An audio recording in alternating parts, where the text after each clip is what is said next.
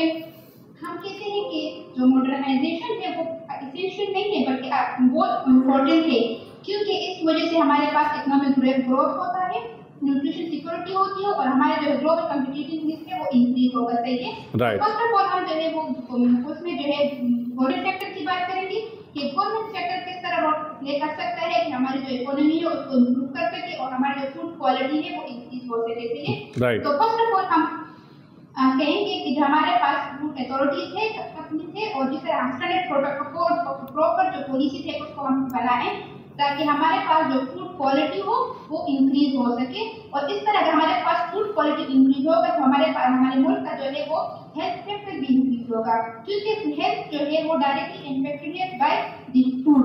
लेकिन किस तरह हम खुराक खाते हैं उस तरह हमारे पास इम्पैक्ट करता है, हमारे हेल्थ पर आता है और उसकी वजह से हमारे इकोनॉमी पे भी इफेक्ट पड़ता है, क्योंकि अगर हमारा हेल्थ सेक्टर इंक्रीज होगा, बेनिफिशियल होगा, उसकी क्वालिटी में इंप्रूव आएगी तो हमारी इकोनॉमी में इंक्रीज होगी। आज हम जो है उसमें गवर्नमेंट की पॉलिसी के बारे में बात करेंगे कि किस तरह हम इसको इम्प्रूव कर सकते हैं। सही है।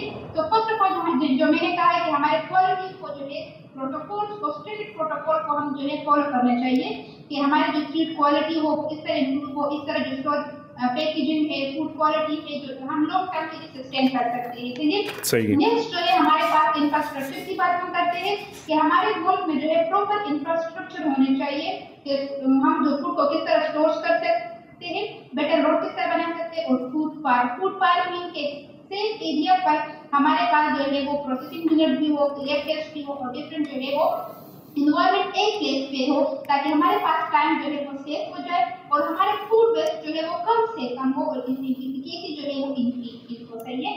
तो इस तरह हम कहते हैं अगर हम जो है एक स्ट्रॉन्ग इंफ्रास्ट्रक्चर जो है वो किसी भी कंट्री के लिए जो है उसमें बहुत इम्पोर्टेंट रोल अदा करता है। सही है। क्योंकि उस वजह से उससे क्या होगा वो जो है टाइम सेव होगा और फार्मर और कंज्यूमर बोथ के लिए बेनिफिशियल होगा। सही है। नेक्स्ट जो है हम उसमें बात करेंगे स्टेट डेवलपमेंट की कि किस तरह जो है गवर्नमेंट जो है ट्रेनिंग प्रोग्राम के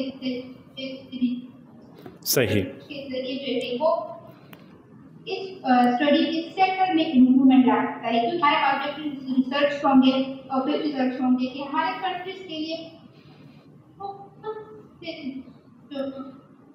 टेक्निक से या हम कहते हैं कि कौन से वो प्रोसेस ज़्यादा होगा उसकी वजह से हमारे जो फूड क्वालिटी होगा उस तरह हम इंक्रीज करेंगे तो इस वजह से हमारे डिमांड इंक्रीज होगा, नॉट लोकली बल्कि इंटरनेशनली। जो हम कहेंगे कि हमारे इंटरनेशनल से जो फूड क्वालिटी होगी वो बेटर होगी और डिमांड जो है वो इंक्रीज होगा और इसी तरह से हमारे मुल्क लोकल नहीं बल्कि इंटरनेशनली जो है वो प्लेटफॉर्म में जो है वो ग्रोथ करेगा।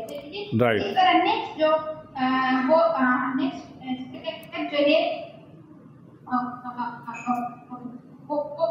हमारे पास प्राइवेट सेक्टर है कि हम प्राइवेट सेक्टर किस तरह रोल अदा कर सकते हैं, कैसे एनवायरनमेंट प्रोवाइड हो कि उसमें जो प्राइवेट सेक्टर है वो इन्वेस्टमेंट कर सकते हैं कि जो न्यू इन्वेस्टर है वो जो है न्यू आइडिया ला सके, अपने मनी को जो है इन्वेस्ट कर सके, कैपिटलाइजेशन कर सकते हैं। ठीक है। तो इस वजह से हम कहते हैं कि फर्स्ट ऑफ ऑल जो प्राइवेट सेक्टर है उनको जो है न्यू टेक्नोलॉजीज में जो है वो उसको फंड जो है उनको खर्च करने चाहिए। अगर हमारे पास न्यू मशीन होगी, ऑटोमेटेड मशीन होगी तो उसकी वजह से हमारे पास क्या होगा, फूड जो है वो फास्टर और बेटर तरीके से प्रोसेस होगा और उसकी जो हम कहेंगे कि उसकी जो क्वालिटी होगा वो भी इम्प्रूव होगा और लॉन्ग टर्म के लिए हम उसको सस्टेन कर सकते हो, उसकी क्वालिटी भी जो है वो बेटर होगी।